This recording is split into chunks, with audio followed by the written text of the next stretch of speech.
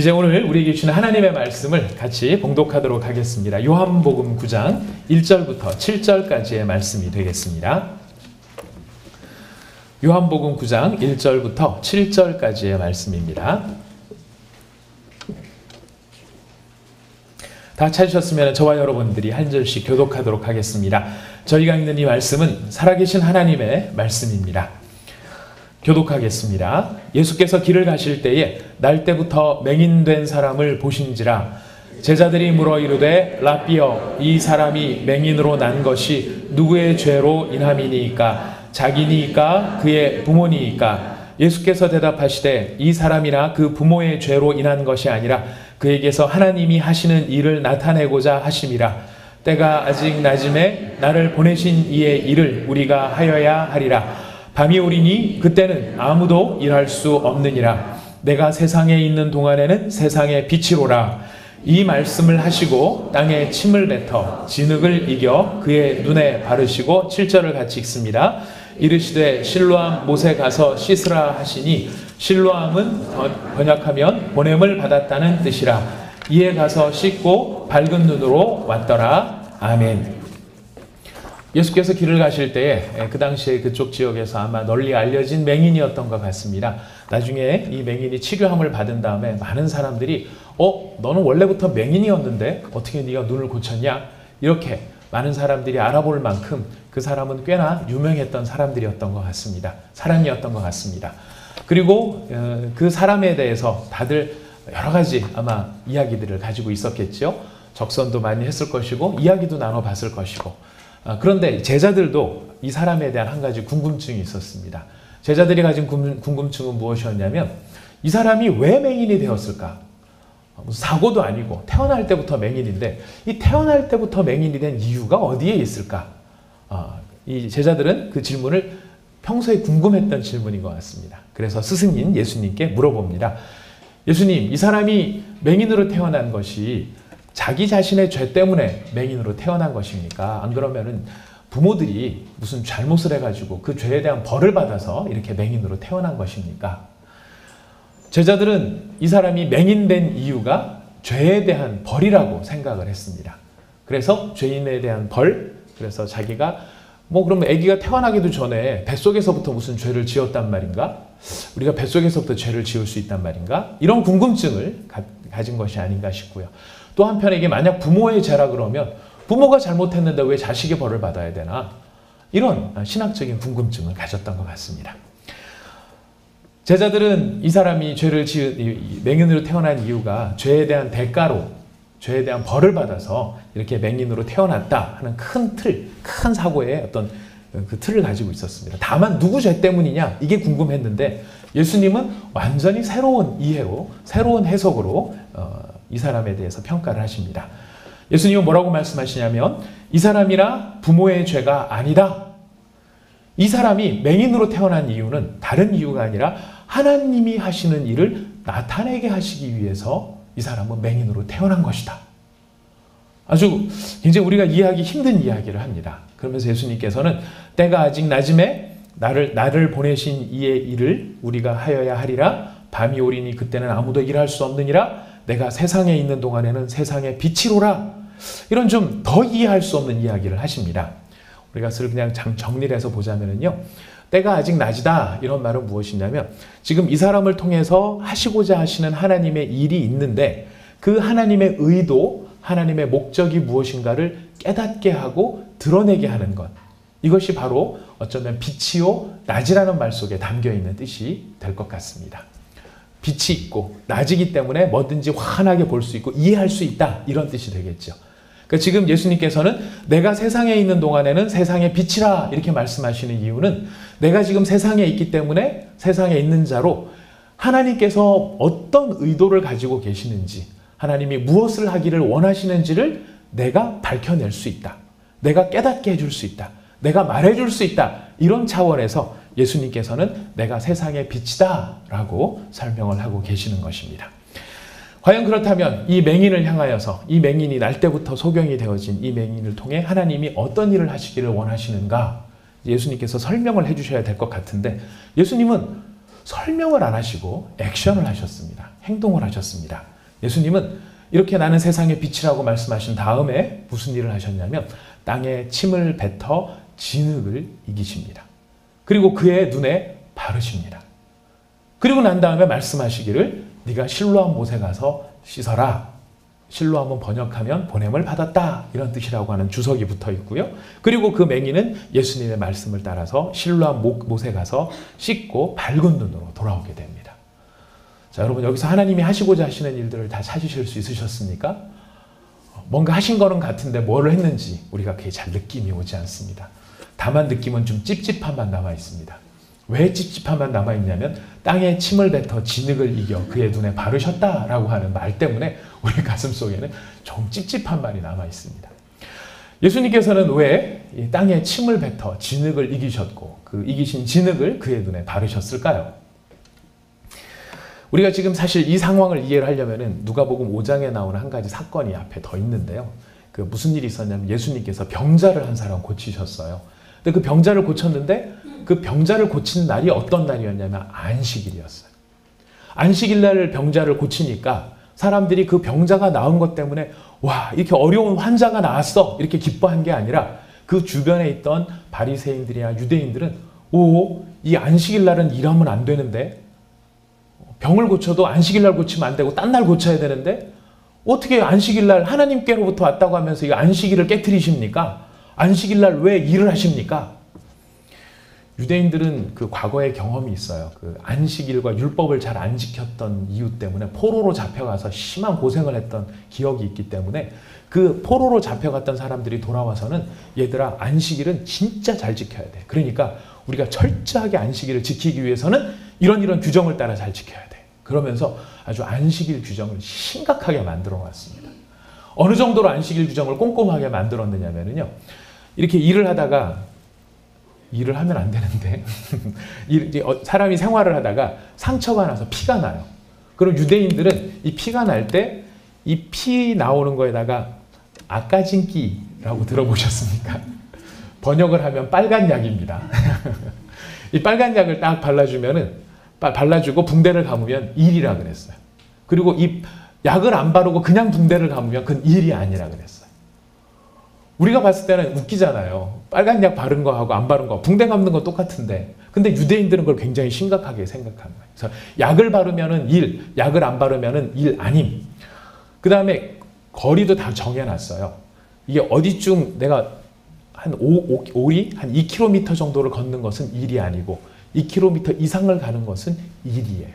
그래서 안식일 날 멀리를 가야 될 사람들은 어떻게 해야만 됐냐면 사전에 내가 가야 할 길에다가 2km마다 자기 물건을 놓고 다녔대요. 왜냐면 내 물건이 있는 곳까지 가는 것은 일이 아니다라고 생각을 한 거예요. 우리가 보면 굉장히 웃기죠. 무슨 이게 눈 가리고 아웅이야. 똑같이 4km면 4km, 8km면 8km지 무슨 2km마다 짐을 놔서. 근데 유대인들은 굉장히 이걸 심각하게 생각한 거예요. 그런 심각한 유대인들을 향해서 예수님께서 그들이 금지하고 있었던 일을 딱 하니까 유대인들이 저 사람은 하나님으로부터 온 사람이 아닌가 봐 이렇게 생각을 한 거예요. 근데 예수님은 답답하신 게 뭐냐면 도대체 하나님께서 안식일을 만들어 놓으신 이유가 뭔지 아냐? 하나님이 왜 안식일을 만들어 놨다고 너희들 생각하고 있느냐? 그 안식일을 만든 목적이 분명히 있는데 그 목적을 알고 그 목적대로 가고 있는 것이냐? 안 그러면 그냥 너희들끼리 규칙을 정해놓고 이거 하면 된다, 안 된다. 그래서 그거 못하는 사람들 혼내키고 못하는 사람들 정죄하고 그 사람들을 종교적으로 억압하고 이러는 것에 빠져있는 유대인들, 그 유대인들을 향해서 예수님이 화가 나셨던 것입니다. 분노하셨던 것입니다. 그래서 분노하신 예수님이 하신 일이 무엇이냐면 일부러 일을 하시는 거예요. 여러분들 땅에 침을 뱉어 진흙을 이겼다라고 해서 아 그럼 예수님이 땅에 침을 뱉어서 진흙을 이겼나 보다라고 생각을 하십니다만은 여러분 이런 것들은요 한 번쯤 해보시면 큰 도움이 됩니다. 느낌이 옵니다. 여러분 오늘 예배 마치시고 나가셔서요 땅에 흙을 좀 이렇게 모으셔가지고 거기다 침을 뱉어서 진흙을 한번 개어보세요. 어느 정도로 개우셔야 되냐면은 양쪽 눈을 다 덮을 만큼 진흙을 만드셔야 돼요.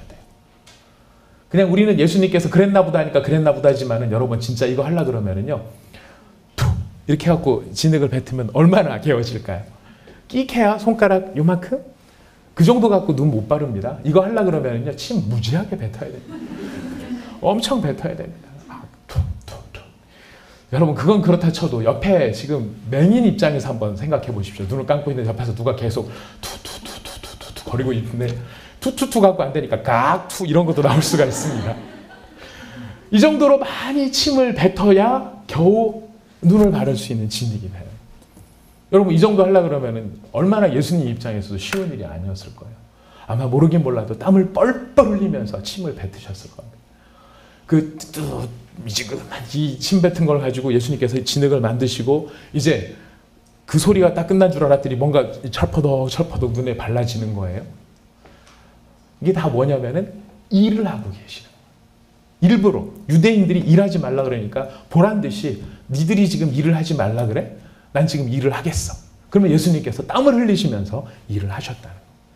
땀을 흘리면서 일하신 목적은 어디 있냐면 유대인 너희들이 정해놓기는 너희들이 지금 하나님을 생각할 때 하나님 그러면 심판자, 재판장, 무슨 교도소장 벌 주기 위해 갖고 뭐 잘못하는 게 없나 이것만 찾아보고 찾고 계시는 하나님으로 이해하고 있지만 안식일을 제정하신 하나님의 그 마음은 치유자, 구원자, 회복자 어떻게든지 한 사람을 구원해내고 어떻게든지 한 사람을 온전하게 만들고 어떻게 한 사람은 회복할 수 있을까 이 마음을 가진 것이 하나님인데 그런 하나님의 마음을 모르는 너희들의 위선을 내가 고발한다. 이런 엄격한 마음이 바로 예수님의 일하심 속에 있었다는 것입니다. 이런 하나님의 마음을 우리에게 알려주시기를 원하시는 예수님의 이 강력한 일하심 우리는 그것을 여기서 읽어낼 수 있는데요. 하나님의 치유자 되심, 구원자 되심 그리고 세상의 어떤 종교적인 틀을 뛰어넘어 어떻게든지 한 영혼을 구원해내기를 원하시는 그 하나님의 마음. 근데 그 하나님의 마음을 예수님께서는 좀 더 부연적으로 행동을 하시는 것을 통해 설명해 주십니다. 예수님께서 그걸 다 바르셨습니다. 그리고 이 바르셨는데 이 바르시는 이유 한편으로 생각해 보면 예수님은 말씀 한마디면 기적을 행하시잖아요. 우리 여러분 성경을 읽어보셔도 다 아시겠지만 예수님께서 한 말씀 하시면 죽은 자도 살아납니다. 어렵지가 않습니다. 예수님께서 그냥 한 말씀만 하시면 환자가 일어나고 안진뱅이가 일어나는데 예수님께서는 말씀을 안 하시고 눈에다가 진흙을 잔뜩 바르시고 여러분 이게 맹인 입장에서는 찝찝하기도 합니다만은 우리가 관찰자 입장에서 놓고 보자면 아주 웃긴 일이에요. 왜냐하면 맹인한테다가 진흙을 발라서 잔뜩 덮어놓는 거는 이 사람 안못 보는 사람 안 못 본다는 거를 광고하는 일이에요. 마치 뭐랑 같으냐면 귀가 안 들리는 사람한테 귀가 안 들리는 이 귀마개를 이만큼 큰 거를 달아놓으시는 거예요. 누가 보더라도 저 사람은 지금 소경인데 소경이 눈에다가 이거 진흙까지 발랐으니 얼마나 더 이게 이 사람이 눈을 볼 수 없다는 것을 적나라하게 드러내는 것이니까. 여기 하나님의 복음의 메시지가 있습니다. 지금 예수님께서 이 행위를 하시면서 우리한테 알려주시는 하나의 놀라운 영적인 진리가 있는데 그건 무엇이냐면 하나님의 기적, 하나님의 치유, 하나님의 회복을 위하여서는 우리가 치유받아야 되고 고침받아야 되고 나음을 받아야 할 것들을 드러내야 한다는 것입니다. 데몬스트레이션을 해야 한다는 것입니다. 끄집어 내어야 한다는 것입니다. 우리는 거꾸로 가요. 감추려고 해요. 부끄럽고 창피하고 또 이런 게 알려지면 사람들이 나를 어떻게 볼까? 이런 부분들을 사람들이 안다면 얼마나 내 위신이 깎일까? 사람들이 두고두고 이것을 기억하면서 나를 향해서 어떻게 손가락질을 할까? 이런 생각들 때문에 우리는 두려워하고 하나님 앞에서도 우리는 가능하면 감추고 싶어 해요. 여러분 오늘 주일 예배를 딱 드리고 나가실 때 서로 막 인사하시고 아까 특송하신 분도 나오셨고 앞에 우리 그 비블레스 찬양팀 나와서 막 찬양하고 이런 모습 보면 야, 저 사람들은 세상 근심 걱정 하나도 없는 사람 같이 보이지 않습니까? 왠지 좀 뭔가 다 좋아 보이고 정말 나랑은 좀 다른 차원에서 살아가는 것 같고 내가 아는 슬픔도 없고 근심도 없고 걱정도 없는 사람 같이 보이지 않습니까? 여러분 이 앞에 나와 있는 목회자가 이렇게 목사가 막 설교를 하면 저 목사는 일주일 내내 영빨 좋게 하나님하고 동행 잘 하다가 정말 행복한 마음으로 저 단에 서가지고 주님의 이름을 외치는구나. 여러분 그렇게 생각되지 않습니까? 여러분들의 얼굴 표정은 상당히 위선적인 것 같습니다. 감정이 드러나지 않습니다. 제가 지난 한 주간을 살면서 하나님 앞에 크게 회개를 했던 일이 있습니다. 저희 집 딸내미 둘이 있는데 큰 딸내미가 요즘 어떤 드라마 하나에 푹 빠졌어요. 여러분도 빠져 계신 바로 그 드라마에 저희 딸도 빠져 있습니다. 그 드라마를 얼마나 열심히 보냐면 지겹지도 않은가 봐요. 하여튼 텔레비전 요즘에 종합 편성돼 채널 편성되어 있는 어디를 틀어봐도 그 시간대에 어느 시간대든 하여튼 어느 한 방송에서는 그걸 하고 있더라고요. 딸이 어제 이제 11회, 12회를 했나요? 토요일만 되면 1회부터 10회까지 전부 다 복습을 해줍니다. 그래서 쭉 보는데 얘기를 하면서 10번을 봤다는 거예요. 10번을. 제 속으로 말이 이만큼 올라왔어요. 무슨 말이 올라갈게요? 공부나 그렇게 해보지? 뭐 이런 얘기가 이만큼 올라온 거예요. 큰딸만 그렇게 보는 줄 알았더니 둘째 딸도 언니가 보니까 그걸 보고 있는 거예요. 열심히 보고 있는 거예요. 열심히 보면서 제가 이제 저는 잘 안 보거든요. 잘 안 보는데 둘째 딸내미가 저녁을 같이 부침개를 먹으면서 이렇게 제가 부침개 먹는 동안에 보고 있는데 이 송중기 씨가 무슨 얘기를 하니까 바로 누구죠? 송혜교 씨가 할 이야기를 저희 딸이 바로 하고 있는 거예요. 외우고 있는 거예요. 무슨 대사를 하니까 바로 그 다음 대사를 하고 얘기한 거 그 다음 대사를 하고 제가 구구단을 그 정도로 외우면 참 좋겠는데 거기다가 더 가관인 것은 저희 집사람은 이제 아이들 공부를 시키느라고 야 그만 봐! 이제 그러면서 가끔 텔레비전을 막 끄고 그래요. 근데 문제는 뭐냐면 그만 봐! 해놓고 같이 앉아서 보고 있는 거예요. 다 보고 난 다음에 꼭 그래요. 그래 송중기보다 당신이 더 멋있어. 그 얘기를 왜 하는지를 모르겠어요. 제가 보는 동안에 뭔 생각을 하면서 봤는지 송중기 씨를 보면서 무슨 생각을 했는지는 모르겠지만은 하여튼 보고 나면 뭐 미안한지 저한테 당신이 더 나아 뭐 이러면서 이제 얘기를 하는 거예요. 제가 회개를 했다 그랬는데 뭘 회개를 했느냐면 이게 묵상이구나 이거를 깨달은 거예요. 제가 보고 또 보고 9번 봤는데 10번 보고 10번 봤는데도 또 틀어서 또 보고 우리 안나 보면서 와 송중기 너무 멋있어. 송중기 너무 멋있어. 제가 주님 앞에 회개를 한 게 주님 제가 말씀을 읽으면서 10번을 그렇게 묵상을 하면서 봤나요? 되새김질을 하면서 봤나요? 보면서 와 우리 예수님 정말 짱이에요. 멋져요. 끝내줘요. 와 전 예수님밖에 없어요. 이런 마음으로 봤나? 이거를 회개를 했고요. 두 번째는 우리 둘째 딸이 딱 대사가 나오니까 바로 그 다음 대사 딱 칠 정도로 내가 말씀을 잘 암송하고 묵상을 하고 있나? 어디 구절이 있었던 건 같은데 그게 어디더라? 성도님들이 이렇게 가끔 이렇게 신방을 가면 목사님 그 구절이 어디죠? 그럼 그것이요. 그러면서 막 속으로 찾고 있는 거예요. 제가 하나님 앞에서 이런 부끄러움이 있습니다. 주님. 제가 이런 목사라고 하면서 성도들한테는 또 설교할 때는 또 얼마나 세게 얘기를 합니까? 막 강력하게. 여러분 그 정도로 하셔서 하나님이 기뻐하실 것 같습니까? 여러분 말씀을 읽는 사람을 동행하고 계십니까? 주님과 동행하고 계십니까? 동행하시기를 바랍니다. 이렇게 외치지만 저는 정작 일주일의 삶을 살아갈 때 정해진 매일 성경의 분량 이상을 뛰어넘지 못하는 제 자신의 모습을 보고 있거든요. 이런 모습을 저는 적당히 가리고 싶은 거예요. 숨기고 싶은 거예요. 근데 주님은 오늘 이 말씀을 통해서 도전을 하시는 겁니다. 드러내라. 너의 부족함과 너의 모자람과 너의 그 형편없음을 진흙을 잔뜩 발라주시면서 너 맹인이다. 너 맹인 아닌 것처럼 하지 마라. 너 왜 슬프면서 안 슬픈 척하냐?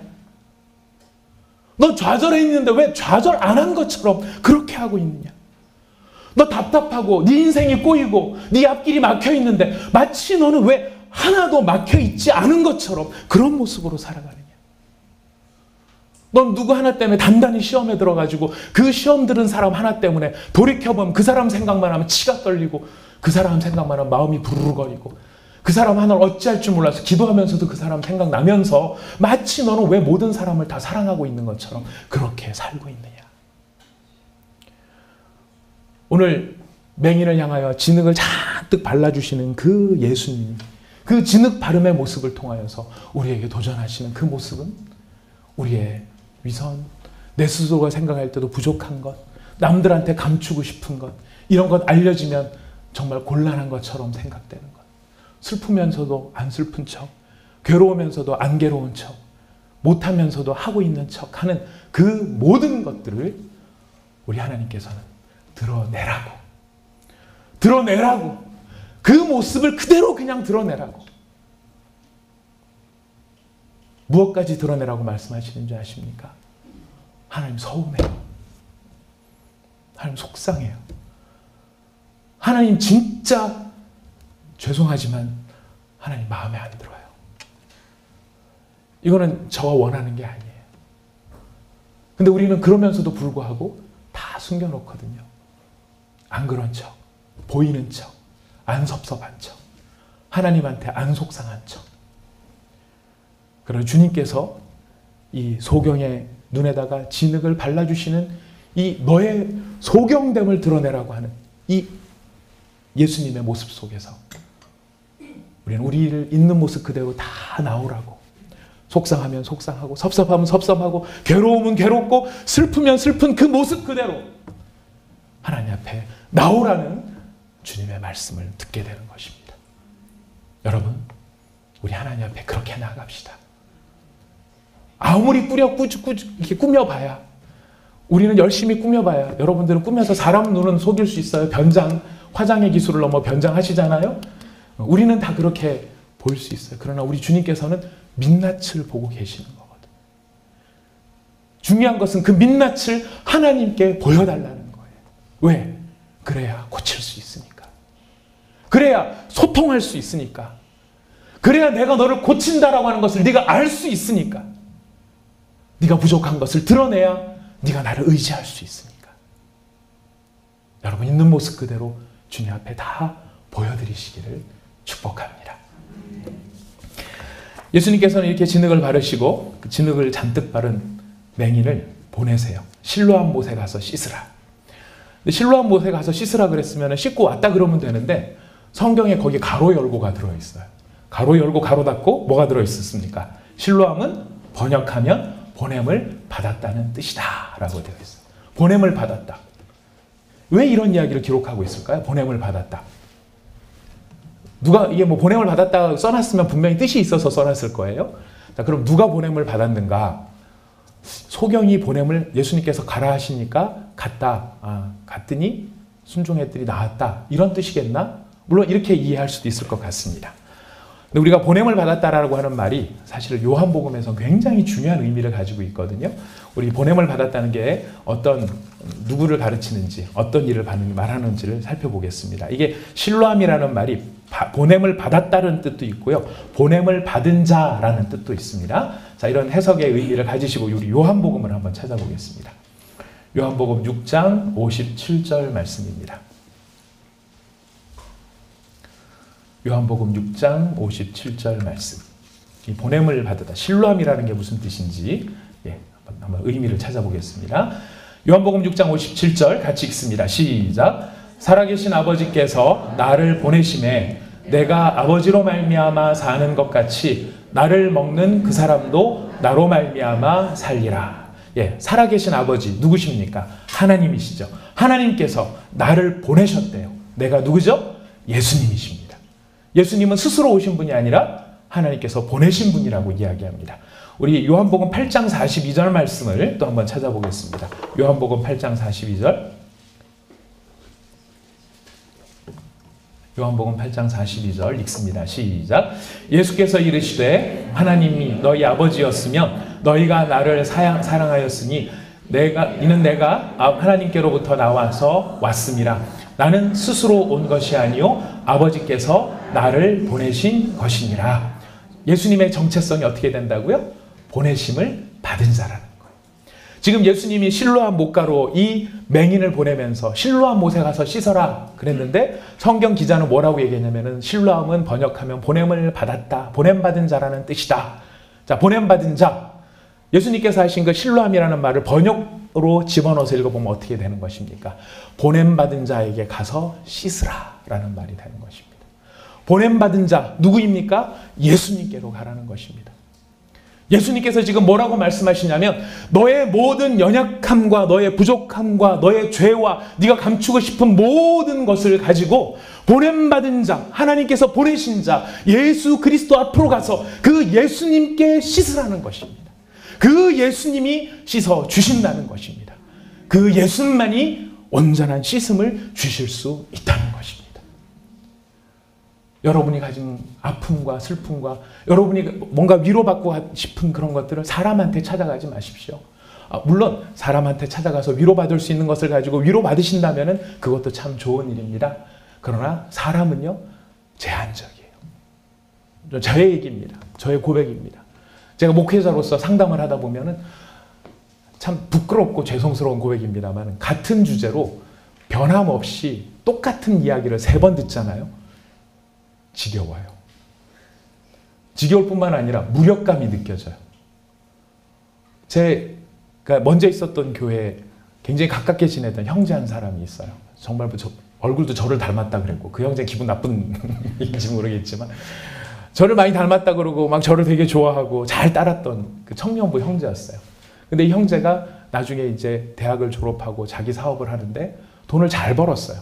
돈을 잘 버는 것이 함정이었어요. 도박에 손을 대고 그 다음에 도박 중독이 됐어요. 나중에는 저한테까지 와서 목사님 저 돈 좀 빌려주세요. 이렇게 할 만큼. 근데 그 부모님이 어머님이 또 저랑 잘 아는 분이라서 목사님 동생 같은 사람인데 좀 어떻게 좀 해주세요. 그래서 만나서 상담을 했어요. 좋은 이야기를 하고 말씀을 가지고 권면하고 위로하고 목사님 잘못했어요. 제가 가서 다시 한번 해볼게요. 다시 갔다가 목사님 돈 잃고 왔어요. 목사님 그래도 뭐 다만 몇만 원이라도 좀 안 될까요? 3번 오니까요. 제가 어떻게 했는지 아십니까? 이 분야의 전문가를 좀 소개를 해줄까? 무슨 뜻입니까? 나한테서 쫓아내려고 하는 거예요. 내가 어떻게 못할 것 같고 같은 얘기 계속 들으니까 나도 무력감 생기고 내가 열심히 기도해 줬으면 하나님께서 기도의 응답을 보내서 그 사람 마음을 확 뒤집어주면 좋겠는데 그렇게 하지 못하는 그런 상황 속에 아무리 그러니까 위로를 해준다는 것도 안타까워하는 것도 형식적이 되더라는 것입니다. 그러나 주님은 말씀하세요. 내게로 오라라고. 주님이 내게로 오는 사람들한테 어떤 복을 약속하고 계신지 아십니까? 우리 기왕에 성경을 찾았는데요. 우리 성경 한 군데만 더 찾아보겠습니다. 요한복음 6장 35절입니다. 요한복음 6장 35절.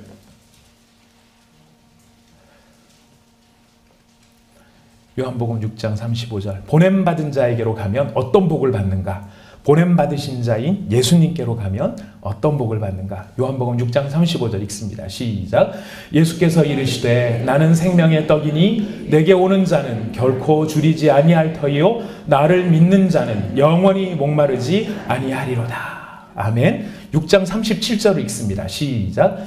아버지께서 내게 주시는 자는 다 내게로 올 것이요 내게 오는 자는 내가 결코 내쫓지 아니하리라. 아멘. 우리 6장 44절입니다. 같이 읽습니다. 시작. 나를 보내신 아버지께서 이끌지 아니하시면 아무도 내게 올 수 없으니 오는 그를 내가 마지막 날에 다시 살리리라. 아멘. 보냄받은 자 예수 그리스도입니다. 보냄받은 자인 예수 그리스도께로 가면은 예수님이 말씀하시는 겁니다. 내게 오는 자를 향하여 약속하시는 예수님의 약속. 내게 오는 자는 결코 줄이지 아니하리라. 영원히 목마르지 아니하리라. 내게 오는 자는 내가 결코 쫓아내지 아니하리라. 내게 오는 자는 내가 마지막 날에 그를 다시 살리리라. 부모도 힘들어하고 형제도 귀찮아하고 남편과 아내도 등을 돌리는 때가 있는데 예수님께서는 내게 오는 자는 내가 결코 쫓아내지 아니하리라 약속하고 계시는 것입니다.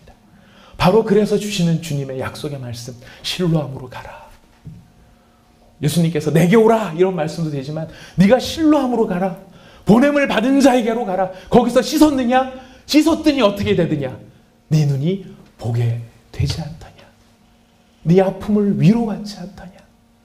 네 모든 상처를 싸매어 주지 않더냐? 사랑하는 형제자매 여러분, 우리 다른 곳에 헤매지 맙시다. 이곳에 답이 있는 줄 뻔히 알면서도 다른 곳에 눈을 돌리지 맙시다.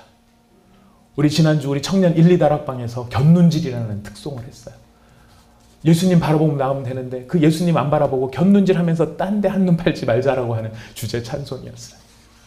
예수님 앞에 나가면, 보냄을 받은 자 앞에 나가면 줄이지 아니하고 목마르지 아니하고 내쫓지 아니하며 그를 마지막 날에 다시 살리려는 이 영광스러운 소망과 약속이 우리 앞에, 여러분 앞에 놓여 있습니다. 이제 그 약속을 여러분께서 붙잡으시고 다른 곳에서 해답을 얻으려고 하지 마십시오. 다른 곳에 가도 눈은 안 떠집니다. 눈이 떠질 수 있는 유일한 방법, 바로 우리의 연약함, 내가 떠져야 될 모든 부분들을 있는 그대로 내어놓고, 주님, 제가 안 보입니다. 주님이 안 보입니다. 이 상황 속에서 당신이 안 보입니다. 이 상황 속에서 아무리 애를 쓰고 사람들 앞에서는 안 그런 척 주님이 나와 함께 하십니다. 이 상황 속에서 주님 모든 것이 합력해 선을 이루시는 줄 믿습니다라고 저는 이야기하지만, 그러나 고백합니다. 제 속에서는 주님이 보이지 않습니다. 저는 너무 답답합니다. 저는 하나도 보이지 않아서 미칠 것 같습니다. 우리 눈에 진흙을 잔뜩 불쳐놓고 이 모습 그대로를 주님 앞으로 가지고 나가면, 주님께서는 그 보냄받은 자 예수님께서는 당신의 보혈로 우리를 씻으시고 당신의 은혜로 우리의 모든 가려진 눈을 씻어서 그 연약함이 드러날 때 그 연약함을 치유하시고 회복시키시고 온전케 하실 것입니다. 여러분이 눈이 떠지실 수 있기를 축복합니다. 여러분의 마음의 눈이 떠지시고 여러분이 끌어내오는 모든 여러분의 연약함들이 예수의 은혜와 능력으로 치유함을 받게 되실 줄 믿습니다. 우리 그 주님 앞에 솔직하게 나가봅시다. 다음 주에는 제가 성경을 좀 더 많이 읽고 묵상하고 10번 읽고 그리고 여러분 앞에 설 수 있도록 하겠습니다. 우리 다 같이 기도하도록 하겠습니다.